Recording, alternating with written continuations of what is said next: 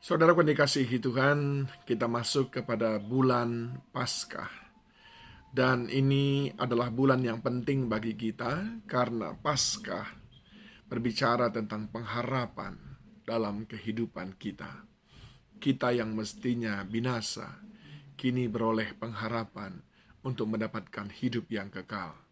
Kita yang mestinya sakit, beroleh pengharapan untuk mengalami kesembuhan. Kita yang miskin dan tidak berdaya, beroleh pengharapan untuk kaya dan berjaya bersama dengan Dia. Di dalam Roma pasal yang ke-8, ayat yang ke-24 dikatakan begini, sebab kita diselamatkan dalam pengharapan.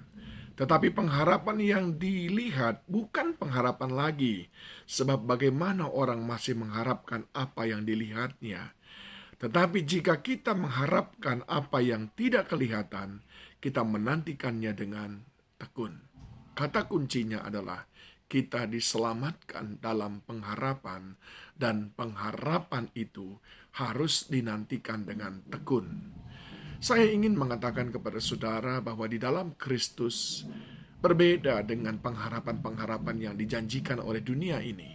Sebab Dia yang menjanjikannya setia, dan Dia yang menjanjikannya sanggup melakukannya. Dengan kata lain, kita mengerti bahwa pengharapan di dalam Tuhan adalah sebuah pengharapan yang pasti. Mengapa? Sebab dalam Roma pasal yang kelima, ayat yang kelima, dia berkata bahwa pengharapan di dalam Tuhan tidak akan mengecewakan. Itu sebabnya saudaraku, kita berharap bukan cuma sekedar berharap, tapi berharap dengan sebuah kepastian. Saya ingin beritahu kepada saudara, oleh karena satu, pengharapan di dalam Dia tidak pernah mengecewakan. Apapun yang Dia janjikan, pasti Dia genapi. Dan tidak pernah kecewa orang yang berharap kepada Tuhan.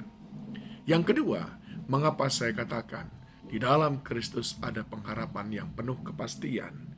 Di dalam Yohanes 10 ayat 10 dia berkata, Aku datang untuk memberikanmu hidup, hidup yang berkelimpahan. Ini menunjukkan bahwa Dia menyatakan dengan kebenaran bahwa setiap orang yang berharap kepadanya untuk mengalami hidup yang berkemenangan, berkelimpahan dalam sukacita, berkelimpahan dalam keselamatan, dia pasti mendapatkannya. Sebab untuk itu Yesus datang. Dan yang ketiga, dia juga berkata di dalam Efesus 1 ayat yang ke-18, yang berkata bahwa janganlah kita melepaskan pengharapan kita kepada Tuhan. Karena apa? Karena dia berkata, dan supaya Ia menjadikan mata hatimu terang agar kamu mengerti pengharapan apakah yang ada terkandung dalam panggilannya, betapa kayanya kemuliaan bagian yang ditentukannya bagi orang-orang kudus. Pengharapan di dalam Tuhan adalah pengharapan yang menjanjikan kemuliaan.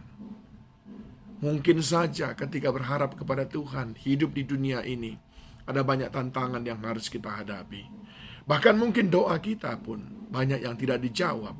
Tetapi Dia berjanji, ada kemuliaan yang berlimpah-limpah yang Dia berikan kepada orang yang tekun di dalam pengharapan kepada Tuhan. Saudaraku yang dikasihi Tuhan, 3 alasan mengapa kita terus berharap dengan tekun kepada Tuhan. Yang pertama adalah sebab pengharapan di dalam Dia tidak pernah mengecewakan. Dan yang kedua adalah sebab Dia menjanjikan hidup dalam kelimpahan. Serta yang ketiga adalah orang yang berharap kepadanya akan mengalami kemuliaan yang Dia sudah sediakan.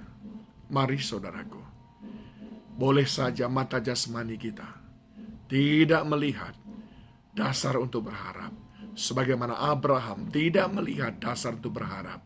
Namun Alkitab berkata, namun Abraham tetap berharap juga kepada Tuhan. Dan benar, Tuhan menjadikan semuanya indah pada waktunya. Dia tidak akan mengecewakan. Berbahagialah orang yang terus menaruh pengharapannya di dalam Tuhan, sebab mereka akan menuai ketika sudah tiba waktunya dan ketika mereka tidak goyah. Tuhan Yesus memberkati saudara.